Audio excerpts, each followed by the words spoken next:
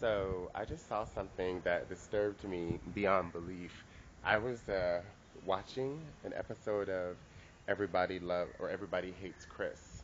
You know, Chris Rock's comedy show, kind of a comedy wonder years. And I was watching the episode about backtalk, and we all know about backtalk. But this show is so disturbing because this woman, and I listened to an interview with her yesterday on NPR's Tell Me More, Mama Rock, about her book, and Michelle Martin challenged her about this stern, this stern, quick hand that she's got. She's got a, as they say in India, a tight slap. I love that term. And this woman effectively kicked her son out of the house for refusing to wash dishes. And it was extremely painful to watch. It was almost sad enough to cry about. And it's a comedy show. It's prime time, television.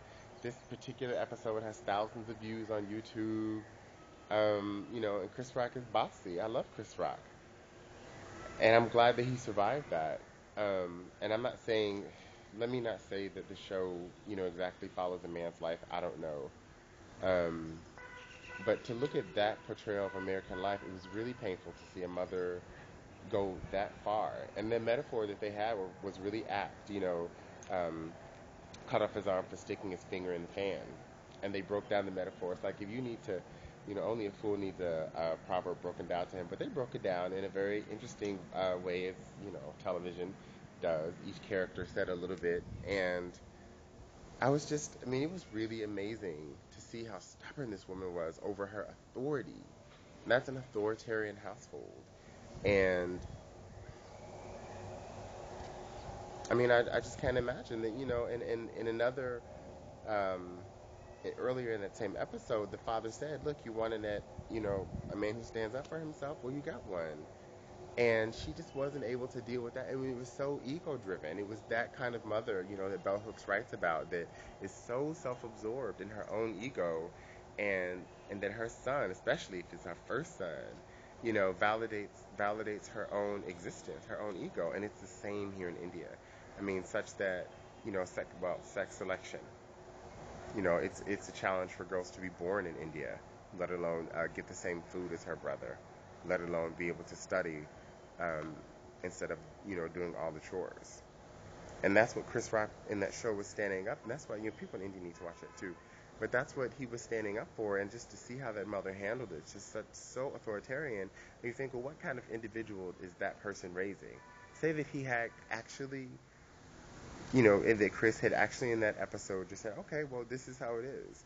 And then he would, he would grow up to victimize other people. He would grow up to reproduce that form of power. And to see that, I mean, it was just a slap in the face. You guys have to see this. And it was made fun of, made light of. All the actors and actresses are talented. They're doing what they do. The woman who plays Chris Rock's mother in this show, I've watched her since '87. It's all that. I love that he has all these actors who are around. They had Todd Bridges from Different Strokes in there. I love that. And the music, and I love that when he has 80s music, it's from both sides of the railroad tracks, as opposed to just new wave or whatever. And it's all that. It's a really good.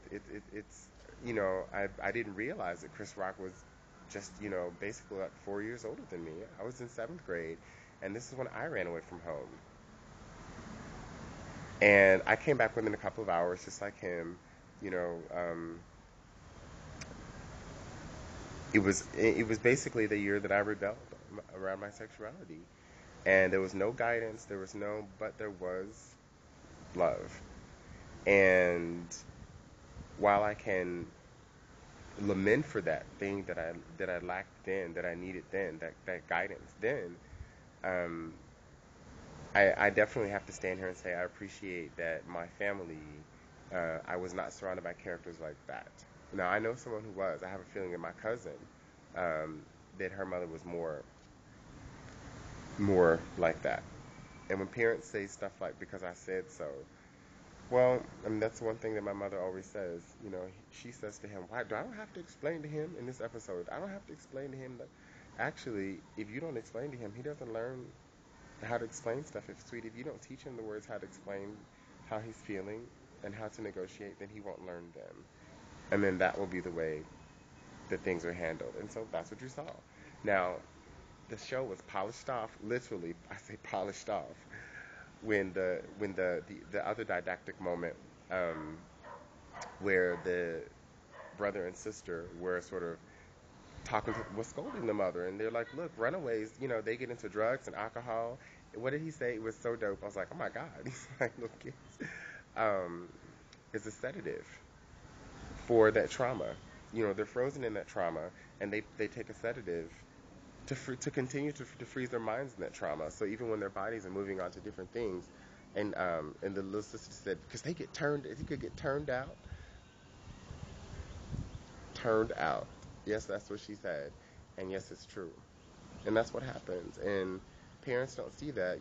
There's an activist here that I know in India, Ashok Rakavi, and he told me the story once of what he tells. He gave me his spiel to parents of runaway sissies, and he's like, look, he basically gave that spiel that those two kids gave in that that didactic moment in the show that I'm sure 20 writers came up with, and there was market research and blah blah blah, and public health, to make sure that that was the right message and get delivered in the right way, and that it was delivered by children, to soften the blow, to really make sure people are listening, because people often lose that. People looking at this will say, well, you're a sissy and blah blah blah. Well, you know what? At the end of the day, as you see in the show, because it'll be wrapped up by the end of the show, and then the 22-minute songs, commercials, um, that forever alters a child, that trauma, and that is what our society has to be accountable for. When we talk about homophobic laws, homophobic don't ask, don't tell, prop age, whether or not you can, have a choice to date interracially, et cetera, what we're all forgetting,